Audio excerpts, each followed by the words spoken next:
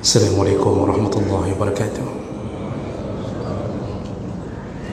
Innal hamdalillah nasta'inuhu wa nastaghfiruh wa na'udzu bihi min shururi anfusina wa min sayyiati a'malina. Man yahdihillahu fala mudilla lahu wa man yudlil fala hadiya lahu. Asyhadu an la ilaha illallah wahdahu la syarika lahu wa asyhadu anna Muhammadan 'abduhu wa rasuluhul karim.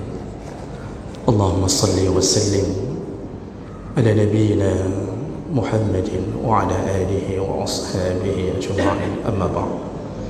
Rabbi shrah li sadri wa yassir li amri wa hlul 'uqdatam min lisani yafqahu qawli.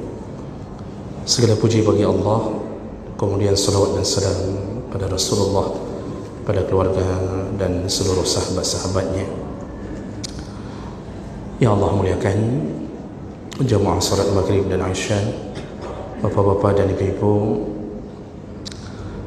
yang telah datang karena Allah. Mudah-mudahan Allah membalas dengan pahala yang berlimpah, insya-Allah.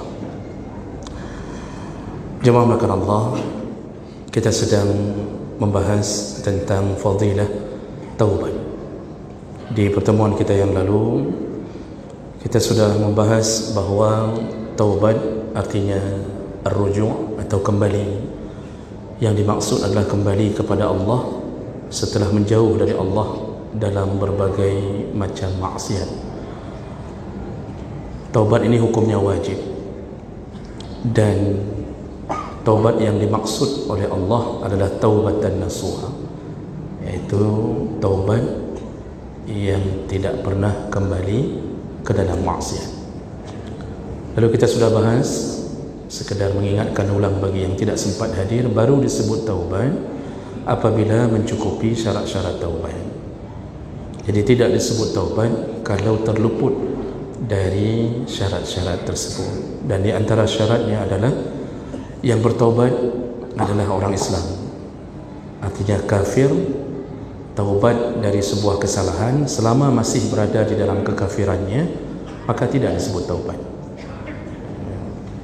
Jadi model pengampunan dosa pada orang kafir itu tidak disebut taubat dari sisi kacamata Islam. Baru taubat disebut untuk orang kafir ketika mereka masuk Islam. Itu baru disebut taubat.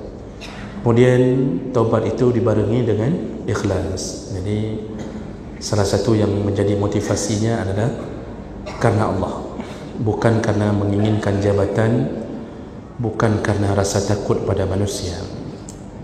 Kemudian an-nadam, di syarat berikutnya an-nadam, iaitu diiringi dengan penyesalan. Jadi harus disesali.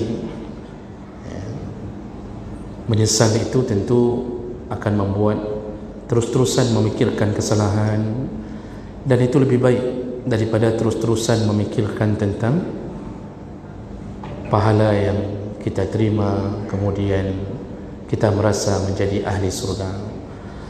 Berkekalan dengan merasa berdosa lalu kita terus menuju ke pintu taubat, itu lebih baik daripada merasa nyaman di atas amal saleh yang kita lakukan.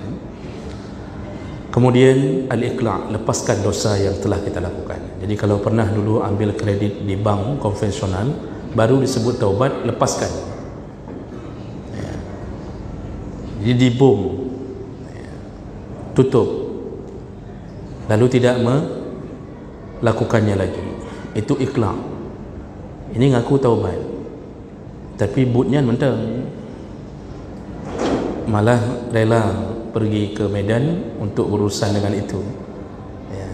Tapi ngakunya taubat. Nah, ini matinya nanti mati dalam keadaan tidak taubat.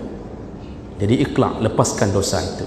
Kemudian syarat berikutnya al-azam, berjanji sepanjang hidup sampai mati tidak lagi jatuh ke dalam dosa, ya.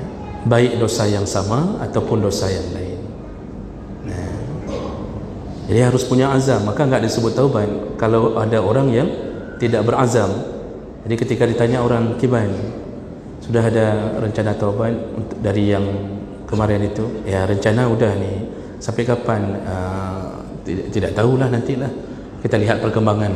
Kalau kira-kira bank konvensional balik ke Aceh, mungkin saja kita, ya, Sekali dua kali kita main lagi lah dengan wang-wang riba begitu. Itu berarti nggak ada taubat itu. Nggak ada taubatnya. Dan yang terakhir syaratnya taubat segera dilakukan di masa yang masih diberikan toleransi oleh Allah. Ada dua masa. Yang pertama yang berhubungan dengan pribadi, yaitu ketika sakaratul maut datang, disitulah pintu taubat tertutup. Tidak diterima taubat kalau sudah melihat malaikat maut. Jadi nggak mesti sampai di tenggorokan. Bahasa di tenggorokan itu bahasa untuk menunjukkan kematian.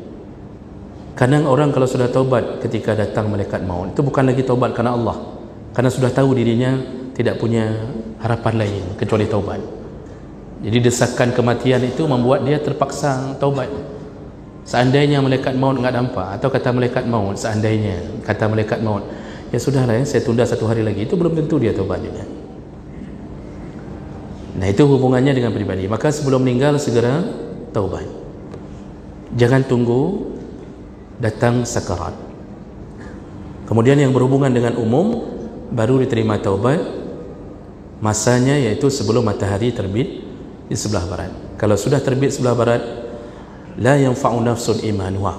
Iman pun sudah tidak dihitung lagi oleh Allah. Dosa tidak dihitung, iman pun tidak lagi berpahala. Jadi hidup bagaikan binatang, dan itu tanda-tanda akan segera terjadi proses penghancuran dunia. Jadi oleh kerana itu, kalau syarat itu dapat, maka kita disebut dengan ahlut taubah. Oleh kerana itu, berfikirlah kembali kalau ada syarat yang belum terpenuhi, tapi kita sudah merasa diri kita taubat. Baik, kita masuk ke dalam fadilah. Fadilah taubat yang pertama, kelebihan keutamaan yang Allah beri kepada orang yang bertaubat yang pertama adalah orang-orang yang bertaubat dimasukkan oleh Allah dalam golongan orang-orang yang taat di atas kehendak Allah dan telah memenuhi panggilan Allah. Jadi taubat ini itu dipanggil oleh Allah. Allah menginginkan orang taubat. Jadi diajak taubat oleh Allah. Allah Subhanahu wa taala itu sampai mengulang-ulang hampir 100 kali di dalam Al-Quran bahawa dirinya adalah Rahman, Rahim, Ghafur, dirinya Tawwab, pengampun dosa. Allah ajak, manfaatkanlah sifat kemuliaan Allah ini, sifat pemurah Allah pada hamba, sifat sayang Allah. Allah ajak untuk taubat. Maka siapa yang kemudian menyegerakan taubat setelah Allah mengajaknya, maka dia termasuk golongan yang dicintai Allah, karena dia telah memenuhi ajakan Allah. Itu ibaratnya orang kalau dipanggil hayya 'alas shalah, dia datang.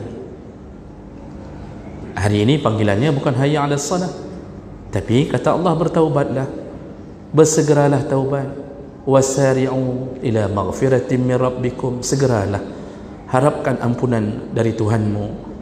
Allah suruh. Jadi taubat itu bukan pilihan. Jadi Allah enggak mengatakan, ya terserah kamu sajalah, mau taubat boleh, tidak taubat pun boleh, ya terserah kamu sajalah. Tidak begitu. Allah mengajak.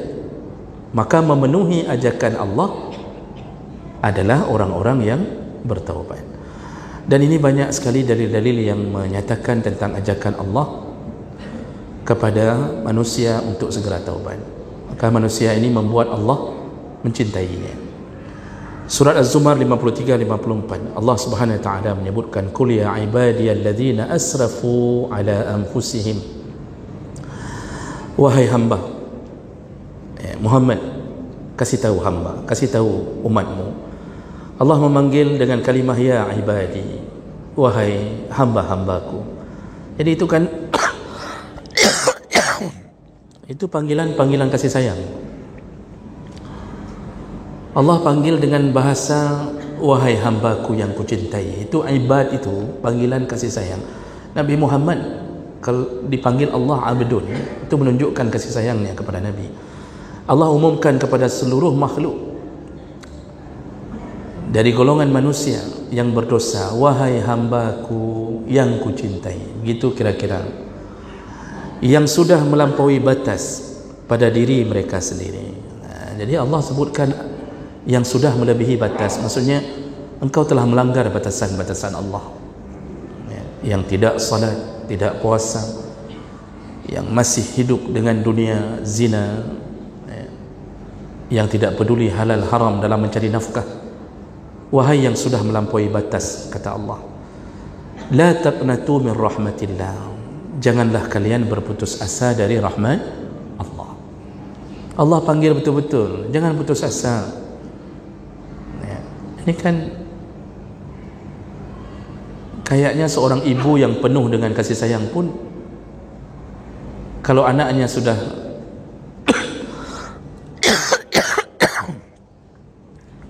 melakukan kejahatan berulang-ulang, mungkin seorang ibu tidak lagi mengatakan pada anaknya, nak balik, mama tetap ampunkan kamu, nak balik, walaupun ini yang sudah ke-15 kali, nak ya, balik nak. Kayaknya seorang ibu pun berhenti daripada mengatakan itu. Kalau seorang ayah jangan tanya, seorang ayah 2 kali saja, itu sudah kena tipak bintih jaju. Kalau ayah itu, kita ini kan tegas, Pak. Kita ini tegas. 2 kali saja anak kita narkoba, kita ingatkan. Itu kemudian kita mengatakan, mulai hari ini jangan balik ke rumah. Kalau dia masuk penjara, kita pesankan kepada polisi, tolong sikat saja, biar dia jeral. Tapi seorang ibu kemungkinan, tapi kalau sudah belasan kali, dia tidak akan mengatakan, wahai anakku yang dosa. Tidak, ibu pun tersakiti. Tapi Allah Subhanahu Wa Taala mengatakan, janganlah kalian putus asa pada rahmatku.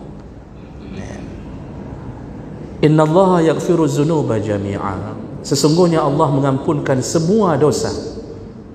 Jami'a, kata Allah, semua dosa Allah ampunkan. Innahu huwal ghafurur rahim. Allah Subhanahu Wa Taala Maha Ghafur, pengampun, Maha Rahim, Maha penyayang. Wa anibu ila rabbikum, Allah sambung lagi, kembalilah kepada Tuhanmu. Ini diajak oleh Allah, kembalilah. Yang sudah tidak salat Jumaat, kembalilah. Yang hari ini sudah mulai menghilangkan kewajibannya mencari nafkah untuk anak isteri, kembalilah, kata Allah. Maksudnya kembalilah kepada ketentuanku. Jadilah suami yang baik, jadilah istri yang baik. Jadi istri yang sudah melawan suami, itu Allah minta kembalilah, jadilah istri yang baik.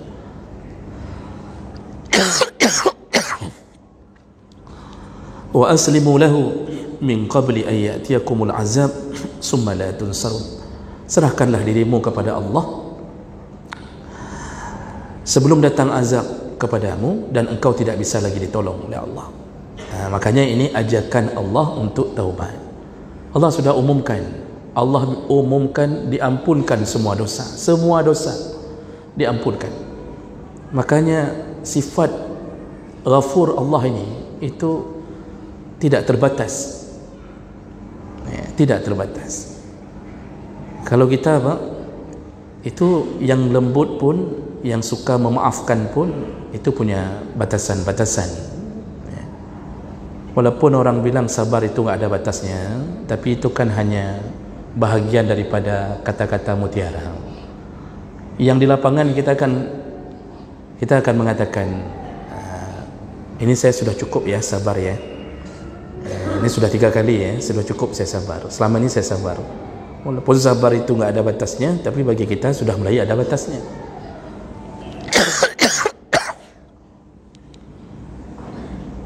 Lalu dalam ayat yang lain, surat An-Nur 31, Allah mengatakan, wa tubu ilallahi jami'a ayyuhal mu'minun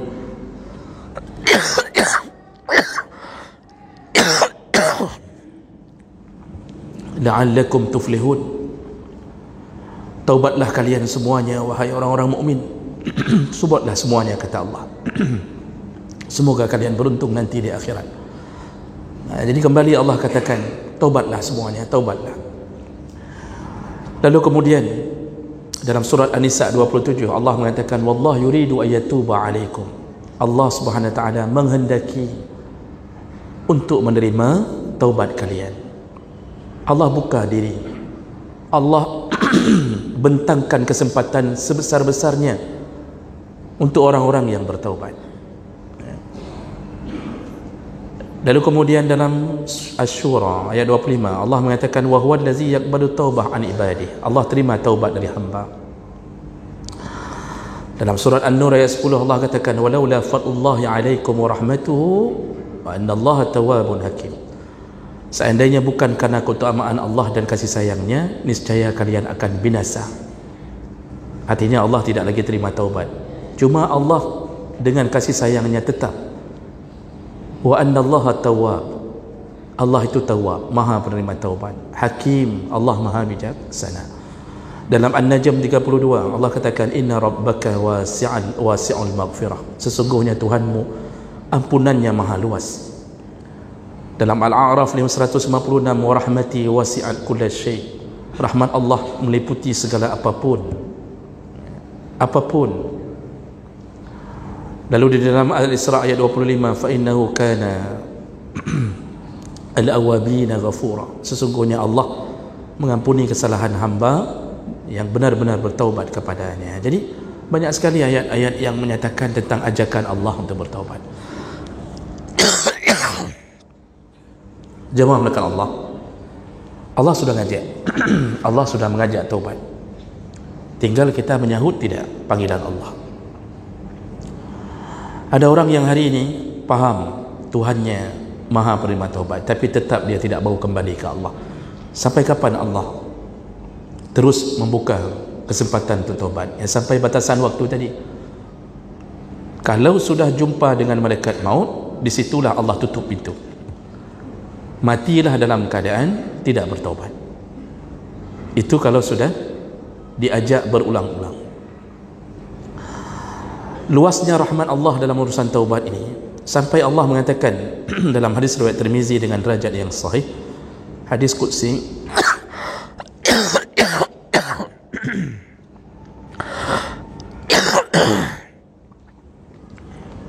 dari Anas bin Malik radhiyallahu anhu, Rasulullah sallallahu alaihi wasallam berkata, wa qala Allah azza wa jalla, Allah berkata, ini hadis qudsi. Apa kata Allah? Ya bani Adam, wahai anak Adam, innaka ma da'awtani wa rajautani ghafartu laka ala ma kana fika wala ubali. Wahai anak Adam, kata Allah,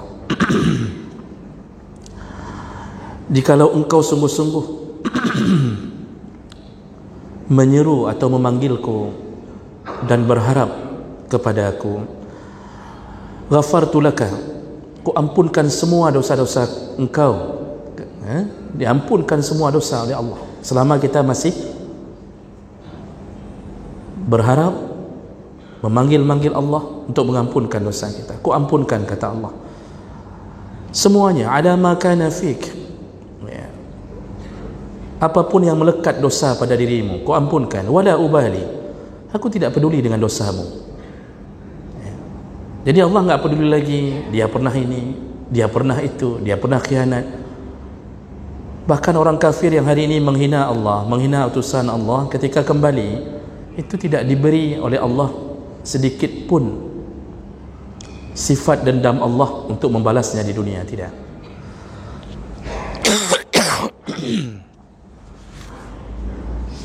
Itu yang menggambar karikatur Nabi, Pak, dari Belanda itu, yang heboh berapa tahun sebelumnya. Dia gambarkan karikatur Nabi, ada bom di kepala. Itu sekarang sudah menjadi Muslim, sudah jadi Muslim, dan dia menyesalinya. Dan ternyata itu adalah bahagian daripada hidayah yang Allah mulai untuknya. Hari ini dia dengan beraninya mendakwahkan Islam di Eropa. Dia kabarkan tentang kebaikan, kemurahan Allah, kebenaran Islam. Dia kabarkan tentang kemuliaan Nabi. Selalu dia gambarkan di mana-mana. Silakan lihat di YouTube. Dia dakwahkan bahawa dia menyesal setelah dia menghina Nabi Muhammad sallallahu alaihi wasallam. Allah terima, wala ubali, aku tidak peduli engkau pernah menghina aku. Kalau kita manusia, Pak, walaupun pemaaf, kita akan mengatakan apa? Engkau aku maafkan. Tapi tolong ya, jangan nampak lagi di mataku ya. Karena menyodorkan roh khusus kembali. Cukup sakit hati lu, kata kita. Sakit kali hatiku ketika engkau membunuh anakku. Ketika engkau pernah begini kepada aku. Engkau aku maafkan, tapi tolong jangan nampakkan wajahmu. Luasnya ampunan Allah, bahkan tidak peduli apapun yang pernah dilakukan. Nabi Muhammad itu hamba terbaik. Ketika Al-Wahsy yang membunuh Hamzah, menombak Hamzah dari belakang, dan kemudian Hamzah syahid di perang Uhud, Nabi Muhammad sangat sedih dengan kematian singa Allah ini. Dan yang membuat Nabi Muhammad merasa terluka kerana Wahsy tidak jantan dalam berperang. Jadi main diam-diam, sembunyi-sembunyi dari belakang menusuk Hamzah. Akhirnya apa yang terjadi? Wahsy ini masuk Islam. Dan ketika dia ingin menemui Nabi, silakan dibaca riwayatnya dan beberapa asar dan hadis menyebutkan, ketika dia menemui Nabi, Nabi mengatakan, Allah mengampunimu, Allah mengampuni dan engkau sudah masuk Islam, alhamdulillah, macam-macam Nabi katakan. Lalu Nabi pesankan, tolong setelah ini jangan nampakkan lagi wajahmu di hadapanku. Jadi karena sedihnya Nabi terhadap perlakuan dia kepada Hamzah, itu Nabi Muhammad.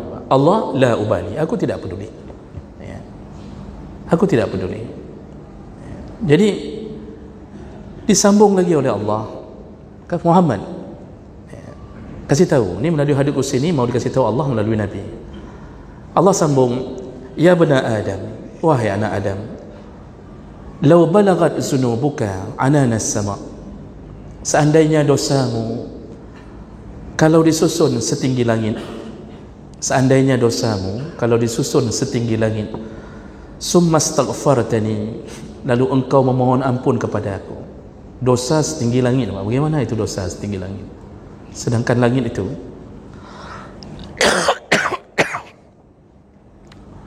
langit itu sab'a samawat. Dosa setinggi langit disusun-susun, itu mungkin tidak terjadi pada manusia. Artinya tidaklah sampai begitu. Ini kalimat-kalimat mubalaghah, kalimat yang Allah ingin katakan, seandainya engkau punya dosa yang kalau kususun dosamu bertingkat-tingkat sampai ke langit ketujuh, summa astaghfartani, sekali saja engkau mohon ampun kepada aku, kita datang dengan taubat, memohon ampun kepada Allah. Apa jawab? Apa kata Allah? Ghafartu laka, engkau ku ampunkan, engkau ku ampunkan. Wala ubali, aku tidak peduli dosamu yang setinggi langit itu. Jadi Allah ingin mengatakan, mudah bagiku melupakan dosamu, mudah bagiku melupakan pengkhianatanmu.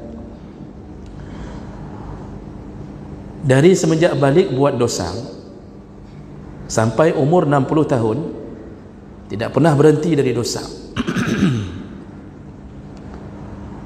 Kalau seandainya dia datang kepada Allah dengan umur, anggaplah potong masa balik, anggap 45 tahun, dia berdosa kepada Allah dengan berbagai dosa, merampok, macam-macam dia lakukan, membunuh.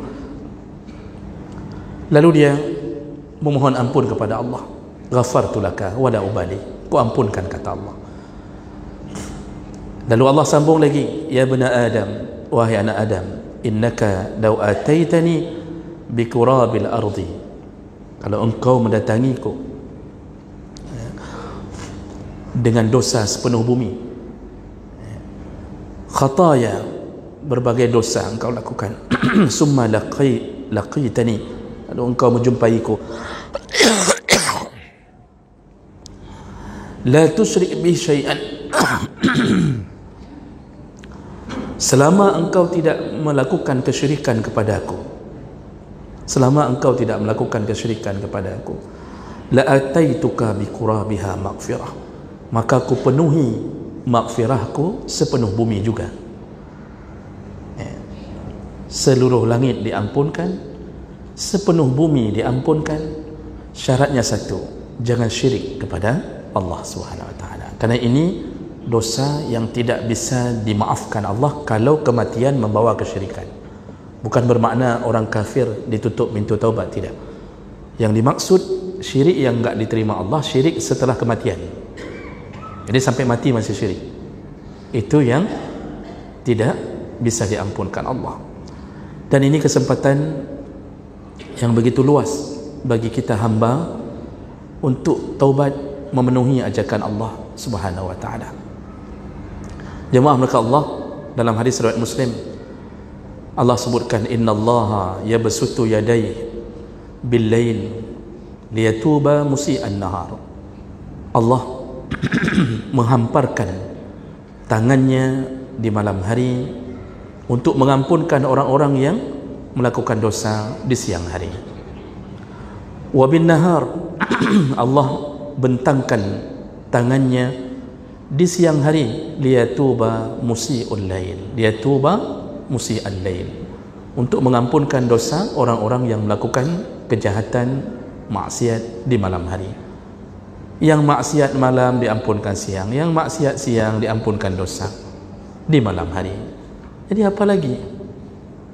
apalagi yang kita ragukan dari rahmatnya Allah. Maka sungguh merugi orang-orang yang hari ini tidak menyambut ajakan Allah Subhanahu wa taala. Sungguh rugi, masih juga di dalam maksiat. Dan tentu kita tahu bahwa kita ini tidak bisalah sempurna hidup tanpa dosa. Tetapi kita diminta untuk berfikir, segera bertaubat ketika Allah masih memberi kesempatan. Jemaah mereka Allah Subhanahu wa taala, itu fadilah yang pertama bagi mereka yang bertaubat. Jadi Allah mencintainya, dia telah memenuhi ajakan Allah Subhanahu wa taala. Kemudian fadilah yang kedua, taubat nasuha, taubat yang sebenarnya itu adalah penyebab diampunkannya semua dosa dan penyebab mendapatkan rahmat Allah. Jadi kalau tadi itu orang yang taubat dianggap telah memenuhi ajakan Allah dan Allah mencintainya. Sekarang orang-orang yang bertaubat ternyata itu adalah kunci untuk mengampunkan dosa. Kita kan diberi izin oleh Allah untuk memohon diampunkan dosa, baik dosa besar maupun dosa kecil. Dan dosa-dosa kecil itu diampunkan Allah dengan cara yang lebih mudah. Ketika kita sujud, kata Nabi, Allah letakkan dosa-dosa kecil kita di pundak. Lalu begitu kita sujud, berguguranlah dosa-dosa kecil. Ketika berwuduk, kata Nabi, tetesan air yang jatuh setelah berwuduk menggugurkan dosa-dosa kecil. Ketika kita berzikir dengan kalimah subhanallah 33, alhamdulillah 33, Allahu akbar 33, tutup dengan la ilaha illallah, kata Nabi, kafarallahu khatayahu walau kana mahma kana misla zabadil bahr. Allah ampunkan semua dosanya yang kecil walaupun sebanyak buih di lautan. Jadi banyak kemungkinan untuk diampunkan dosa-dosa kecil itu, banyak. Istighfar, sekali istighfar itu terampunkan dosa-dosa. Banyak cara mengampunkan dosa. Nanti disuruh puasa, yang puasa Asyura diampunkan 2 tahun ke belakang, yang puasa ini, puasa itu, banyak cara. Namun Bapak Ibu perlu dicatat, itu cara-cara itu yang diampunkan adalah dosa-dosa kecil kita. Yang mana yang disebut dosa kecil? Dosa kecil adalah dalam definisi para ulama, dosa yang ketika Allah dan Nabi menggambarkannya di dalam Al-Quran dan hadis, itu tidak dibarengi dengan ancaman neraka, tapi dibarengi dengan berbagai kebencian, Allah tidak suka. Itu masuk kategori dosa kecil. Tapi kalau dosa besar, kalau Allah bicara tentang dosa itu atau Nabi, maka dibarengi dengan laknat, kutukan, lalu berbaunya selalu neraka, azabun alim, macam-macam. Itu di dalam definisi para ulama. Maka contoh-contoh dosa kecil apa? Dosa mubazir, tabzir.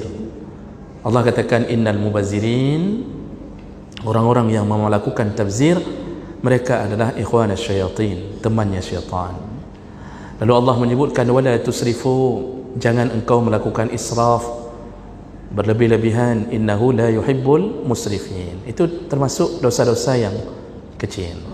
Apa beda israf sama tabzir? Saya ingatkan kembali, israf dan tabzir sama-sama melakukan perkara-perkara yang berlebihan di luar kebutuhan. Namun ada beda. Kalau Allah sebutkan israf, itu bermakna berlebih-lebihan pada sesuatu yang dibutuhkan.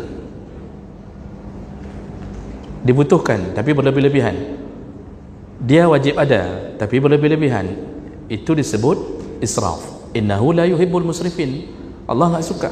Enggak suka ini bisa menyebabkan dosa kecil. Contohnya apa? Kita air perlu, tapi ketika kita buang-buang air, itu israf. Wuduk perlu air, tapi ketika model wuduk kita itu buka keran dulu baru lipat lengan tangan. Jadi model wuduk, keran buka, setelah buka keran baru silap baju. Jadi buka ini, buka, lipat, baru naikkan celana. Air sudah hidup dari tadi sudah. Itu namanya israf. Jadi jangan pikir kan ini wuduk, kan ini baik, betul baik, tapi kita telah jatuh pada kebencian Allah. Allah tak suka. Makan wajib, bukan wajib, makan mubah tapi butuh, dan bisa jadi pahala kalau diniatkan untuk ibadah. Tapi ketika kita mulai membuang-buang makanan, kita butuh nasi tapi makan kita buang, hati kita buang, kita sisakan di atas piring kita, sengaja enggak kita habiskan, itu masuk kategori israf. Berarti kita sudah mulai berlebih-lebihan pada sesuatu yang dibutuhkan. Isteri kita butuh jilbab, tapi jilbab di rumah itu sudah mencapai 999 lembar, bergantung di lemari belakang. Jadi di lemari kamar tu, di belakang tu jilbab isteri semuanya. Waktu kita buka lemari, itu enggak bisa terbuka lagi. Lalu isteri bilang, ini kan bagus ini untuk jaga aurat. Betul, tapi itu israf, berlebih-lebihan. Nah itu israf, itu masuk dosa kecil. Kalau tabzir, berlebih-lebihan pada sesuatu yang tidak dibutuhkan, nggak butuh. Kita bisa kemana-mana, kita bisa pergi dengan mobil kijang yang biasa saja. Atau kalau kita nggak mau selalu dalam keadaan rusak, belilah misal yang masih layak jalan. Avanza tahun 2003, 2013, itu contoh barang. Tapi kita nggak mau, kita maunya yang langsung level, high level. Jadi kita maunya yang mirip helikopter, yang bisa terbang di atas kota. Untuk apa? Oh, kita perlu mobil yang bisa buka jendela atas, agar isteri kita menghilangkan stres dengan mengeluarkan kepala dari atas. Untuk apa? Itu sudah masuk kategori tabzir. Oh, banyak kali uang, kenapa tidak gunakan untuk akhirat? Kenapa tidak wakafkan pada hal-hal yang berbau manfaat? Kenapa harus mikir menghiasi rumah dengan hal-hal yang betul-betul kita sebenarnya nggak perlu? Kalau ibu-ibu itu kerjanya apa? Mengumpulkan Tupperware di sudut lemari di ruang tamu. Itu berbagai macam Tupperware ada. Dipakai enggak? Sudah berapa ratus model. Segitiga sama kaki, segitiga sama sisi, lengkap.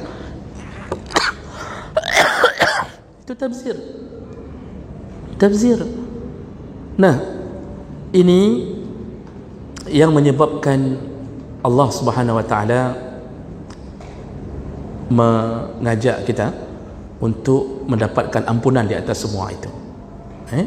Makanya Bapak Ibu yang Allah muliakan, ini fadilah kedua ini kita tidak bisa sempurnakan malam ini, tapi yang mau kita sebutkan lebih dahulu bahawa dengan taubatlah semua dosa kecil, semua dosa besar bisa mendapatkan kebebasan dari Allah Subhanahu wa taala. InsyaAllah kita akan sambung di pertemuan berikutnya. Kita tutup dengan kafarah majlis. Subhanakallahumma bihamdik, asyhadu an la ilaha illa anta, astaghfiruka wa atubu ilaik. Wassalamualaikum warahmatullahi wabarakatuh.